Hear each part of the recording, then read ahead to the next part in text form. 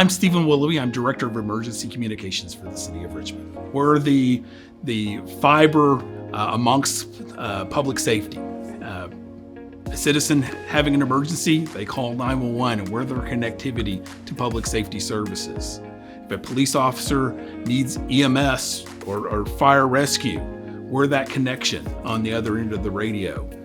If a EMS call or a fire call needs a police department, their connection is through emergency communications. So we're embedded and weaved in through every element of emergency of an emergency or in public safety service. And so we really are the bridge between the public safety, as well as public safety agencies, police, fire, and EMS. Our public safety responders and our public safety officials, they are committed to the work that they do. They work holidays, weekends, nights, days. They miss kids' basketball games and baseball games, anniversaries, to deliver that excellent public safety service to the city.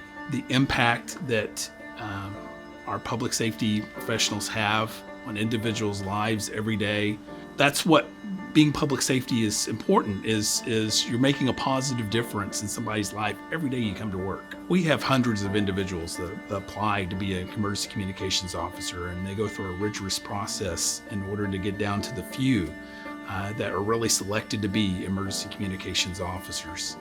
And it really takes a combination of skill, compassion, caring to make sure that you're delivering that service in that compassionate way, but also making sure that we're reassuring callers that help is on the way. And it's very rewarding as an emergency communications officer to be that sort of light amongst the darkness and what in many people's is the most stressful or critical day that they're having of their lives. I was coming home, hanging out with some friends, and I went through my back door, and there was a man on my porch that I did not know was there. So it was kind of scary, intimidating. So I opened the door, and he was there, and he held me at gunpoint. I had immediately shut the door and called 911, and I just kind of hid in a corner of my house and just kind of waited for the police to get there.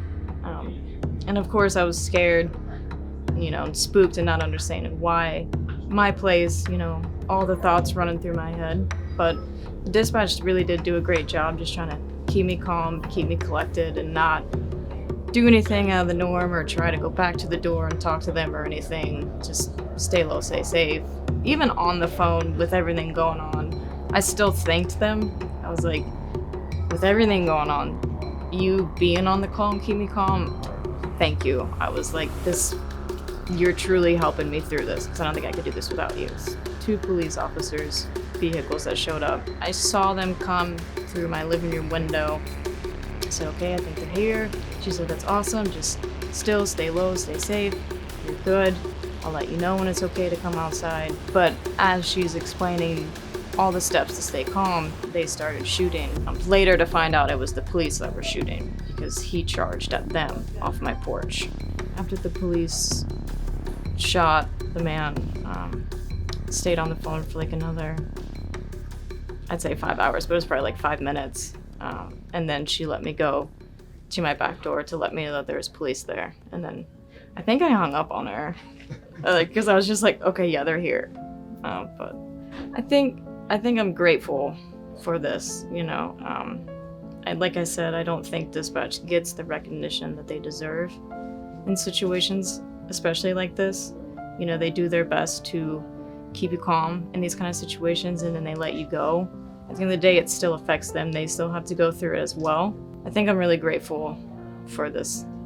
The work that my team does, the work that the Richmond Police Department does, is hard to put into any just one category.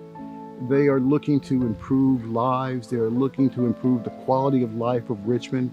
through various means. If that's reducing crime, if that's being mentors to kids, if that's just an encouraging voice to someone who is down and out, or just taking care of an issue of disorder. You can't categorize everything, or you can't even measure the impact that a good police department has on a community. Some of the challenges that we face right now is just that there are those who just want to categorize that good work as something else, something that it's not. And just keeping our officers, encouraged. And it's not something that the police department can do by itself. I've said this over and over again. What makes an officer's day is just someone simply saying, "Thank you. We appreciate you." They could be directing traffic. They could be taking a call. That goes a long way in this career when the citizens know and express their thanks to the police department. And then there's the citizen. You said that she never called 911 before. They want to connect with her to let her know that she's safe, that your 911 system works. Don't be hesitant to call 911 if you need it. So this is how it works. And this is who public safety is. This is who DEC is, the dispatcher who actually you spoke to. These are the officers who come through here every day. You may not see us every day, but you know that these are the people who are assigned to this area to make a difference. And now you know who they are and they know who you are. And then from that, relationships grow. That type of situation plays out several times a day, a week, and officers do it because they really do care. They know that that's their job, to actually make people feel safe. And that's what they did with Alexis.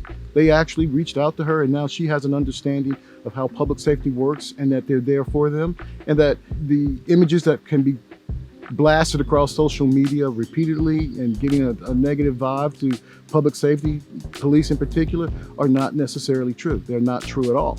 And so that is how we can make a difference. That's how we can change our reputation, one person at a time, one positive contact at a time.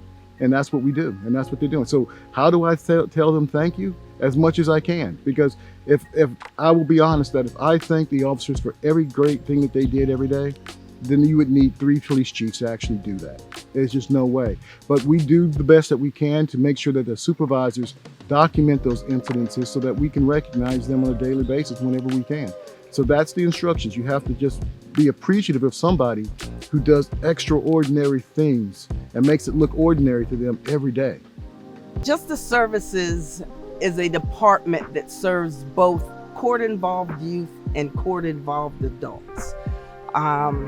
Our counselors, our probation officers, our pretrial officers, our protective service workers are there to support the clients that we serve and to guide them on the path to becoming productive citizens in the community. We deal with some of the most vulnerable citizens in the community, citizens with challenges, and the difficulties that we face is we have to meet our clients where they are. I'm proud of the work they do to keep the citizens of Richmond safe.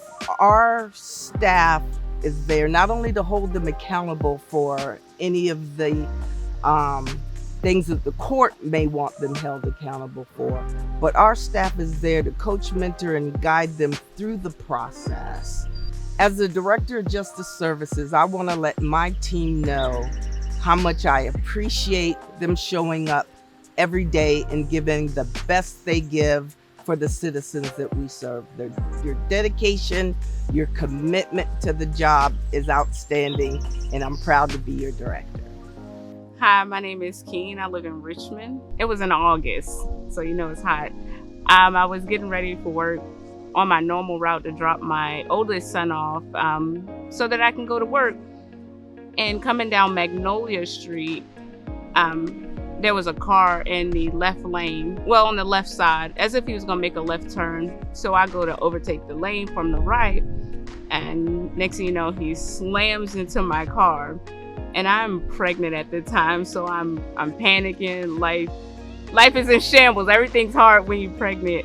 But someone ended up calling 911, and station 15, or truck 15, sorry, came out, and they immediately jumped in like, hey, you know what's going on? We're here for you, don't worry about it. And someone else took my phone, took my work badge, called my job, so that was one less thing for me to worry about. And I felt like, to a normal person, it might not have been big.